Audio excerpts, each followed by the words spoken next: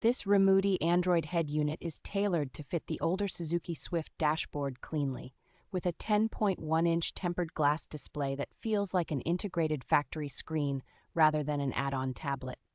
The combination of 4 gigabytes of memory and 64 gigabytes of storage keeps Android navigation, music, and multitasking smooth, and the high-definition panel makes maps and video look crisp.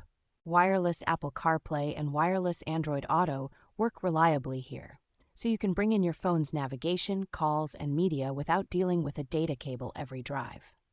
Built-in global positioning system, navigation, plus Wi-Fi support means you can run both offline maps and streaming apps like music or video services when you have a hotspot available. Bluetooth calling and audio, along with an equalizer and a solid frequency modulation tuner with many presets, give this unit far better sound and everyday usability than the basic factory radio.